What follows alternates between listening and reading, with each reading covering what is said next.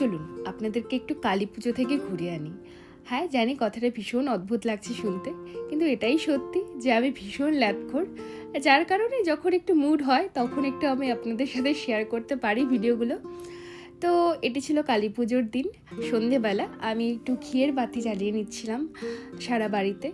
তারপর চলে গেছিলাম একটু ওপরে, ভাবলাম একটু ডেকোরেট করা যেতে পারে, কারণ সবাই বেশ সুন্দর সুন্দর রঙ্গোলি করছিল, দেখে আমারও ইচ্ছে হচ্ছিল। কিন্তু দুর্ভাগ্যবশত আমি খুব ভালো রঙ্গোলি করতে পারি না, যার কারণে আমি বললাম মৌসুমীকে কিছু ফুল নিয়ে আয়, আমি ফুল দিয়ে একটু সাজানোর চেষ্টা করব। তারপর তাড়াতাড়ি কাজে লেগে পড়লাম, কারণ সন্ধ্যের টাইমটাও পেরিয়ে যাচ্ছিল, সেই জন্য তাড়াহুড়ো করে যতটুকু পেরেছি করার চেষ্টা করেছি। আর এই গোলাপের পাপড়িগুলো ছিঁড়তে আমার ভীষণ কষ্টই হচ্ছিল, কিন্তু যাই হোক, কিছুটা সৌন্দর্য দেখাতে হলে কিছুটা কম্প্রোমাইজ করতে হবে।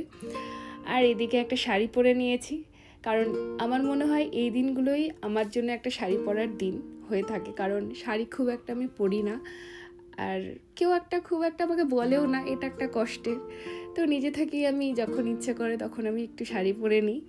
আসলে আমার মেন উদ্দেশ্যটা হচ্ছে আমার নতুন যেই শাড়িগুলো রয়েছে সেইগুলো একবার করে পরে ফেলতে হবে, কারণ অন্যান্য দিনগুলো তো পরা হয় না।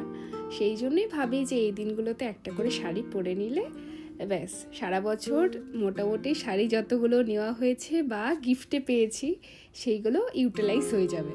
তো তারপর চলে যাই ভূতনাথ মন্দিরে। আসলে আমাদের বাড়ির কিছু নিয়ম আছে, সেগুলো ছোটোবেলা থেকেই করে এসেছি। আমাদের পূর্বপুরুষদের নামে কিছু সন্ধেবাতি দিতে হয়, তো সেটাই দু বোন মিলে করে নিলাম। আর সাথে সায়নেরও কোথাও গিয়ে ইচ্ছে হয়েছে যে আমাদের সাথে সন্ধেবাতি দেবে, তো ও বেশ ভক্তির সাথে 2-3টে প্রদীপ জ্বালিয়ে নিল। আর এরপর ভাই বোনও দুজনেই খুব জোর করছিল এখানে বাজি ফাটাবে বলে। জায়গাটা বেশ ফাঁকাই ছিল, তো বললাম ঠিক আছে ফাটাতে পারিস, তবে 2টোর বেশি নয়। তারপর বাজি ফাটিয়ে একটু চারদিকে ঘোরাঘুরি করে গিয়েছিলাম আমরা একটু সল্ট লেকের দিকে, কিন্তু সেই ক্লিপসগুলো নিতে পারিনি, দুর্ভাগ্য। তো চলুন আজকের জন্য এখানেই শেষ করছি, দেখা হচ্ছে আবার একটা নতুন ব্লগে। আর ব্লগটি কেমন লাগলো জানাবেন। টাটা, ভালো থাকবেন।